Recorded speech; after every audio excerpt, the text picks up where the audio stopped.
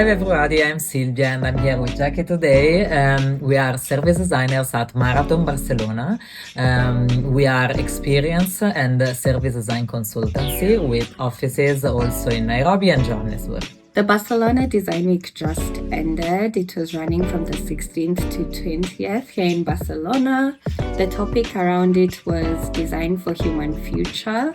We attended a few talks, a panel discussion, and a workshop, and we wanted to highlight some of the insights and reflections we had from the week. Yes, correct. So we will share some highlights with you. As for example, we are talking about sustainability, of course, talking about like the future of humanity and the future of the planet. And sustainability can be seen in from diverse perspectives. One of those is, of course, business perspective, like with topics like return of investment, and can be also seen from the human perspective. So, like as a society as a whole, the dynamics that happens in the society and the important topics such as mental health, for example, and the environmental way, of course. We like to say a title for that, which was taking nature as a stakeholder. What we mean is like putting nature in between like the people that are interested in projects and in topics that can be seen, for example, as much as putting a line on a map, like on a customer journey map for nature, considering what are the implications in the short and the long term on the environment. And I don't know if you want to add something on that. Yeah, so I think the slight shift there is we always have our cost and our revenue as a very big important stakeholder when making decisions as a business. And now more people, of course, are adding humans, the people, your customers, as well as your staff and their well-being and how you can take care of them as a business, right? But here now we are saying you also need to add the planet, the environment, and when making decisions, you kind of have these three stakeholders guiding you, at least some of the stakeholders that you should be thinking about. Yeah, definitely. We can go through the highlights number 2, that is about applying sustainability. So going from theory to practice, which is something like quite complex when we talk about sustainability. Do you want to elaborate more on that? Yeah, so we attended these talks and in the panel, especially because the talks are being given by big companies who have very many stakeholders, where there's a strategy for sustainability or it's something that's one of the key pillars in their organization. But what happens is that becomes a challenge to imbue this quality into the entire organization or try and create this passion for everyone to have this passion around sustainability. So one of the solutions that was coming out from the talks was having a bottom-up approach, trying little experiments and interventions in different areas. So when your company can you do better for the planet, for the environment, for your employees, for your customers? How can you be more profitable while being sustainable? And just having small experiments, prototypes that you can work through, see what works. The other challenge that is faced by these big companies is having a lot of data and not knowing where to start.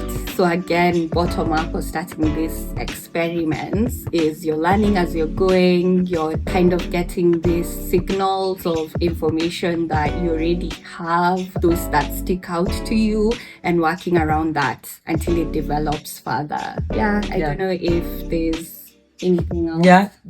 I think like it's all correct. And so bottom up is like exactly about creating this awareness, this shared understanding of what it is sustainability, because maybe like if you'll ask to a stakeholder will say you one thing, and if you'll ask someone else will say you another thing, or what sustainability is in their daily life, like in a practical way. So creating, like before asking what is sustainability for them in their daily life, and after once this is clear, like working from that can help like work in a very like consistent and united way.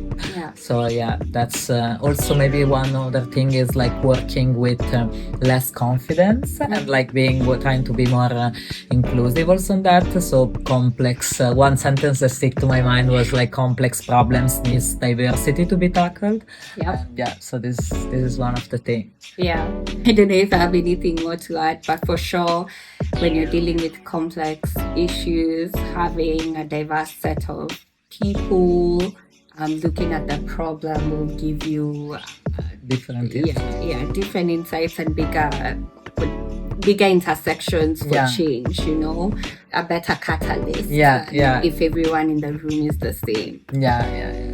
Because there will be like blind spots after, and blind spots can be risky for the businesses in the future. I think this is also one of the strengths of Marathon, like being a company that is like located in different places and different continents. It's a plus, definitely. For sure, the learnings from Barcelona that we take to Kenyan organization clients and lessons from Kenya that we will bring to Barcelona, you know. We have different ways of dealing with problems, but at least we're exposed to all the different elements, and that's what creates those opportunities to create new innovations. Yeah, it's really cool. Something that I really liked and I was wondering if you could speak about more is working with less confidence. Okay. Working with less confidence, I guess my interpretation would be like putting in doubts yourself and being like checking like your insights and like your point of view on projects, on dealing with problems in general, and also with solution from different point of view. So like less assumption maybe and more like clear data coming from different perspectives. And like sometimes maybe also the fact that designer thinks to have this magic wand, but actually like working like bottom up, as we were saying before, to connecting back can be something really helpful because the understanding is mutual and can work better in that way. I don't know if you had a different inside perspective on I had the same perspective, and I think from the talk what we were listening to is you have this CX, UX research teams who are fatigued with all of this information and data and not really knowing where to start and having like an analysis paralysis. And this learning, I mean, working with less confidence, it could mean working with a consultant who's able to pick out what they need quickly. You know, who plugs in, gets what they need to do, does solves your problems, solves your short-term problems, puts out fires, or in the other sense is having like a strategic partner who comes in and looks at all the products and services and is kind of used to dealing with that data and work in that framework. But if it is internally, it might mean imbuing that thinking in your CX UX department, allowing them to be able to design with less and not have to deal under all this pressure of data pollution and not know what to do. Definitely. And like an outside look can be also useful for like not getting caught up in those bubbles like of work where you're working so much on the same topic that maybe you're not so able to see the dark spots, let's say. And like generally, like maybe in this case, if we're talking about also service design, it can be helpful. I feel like can bridge the gaps between all these disciplines that maybe sometimes are like very focused on improving the micro features of a service instead like of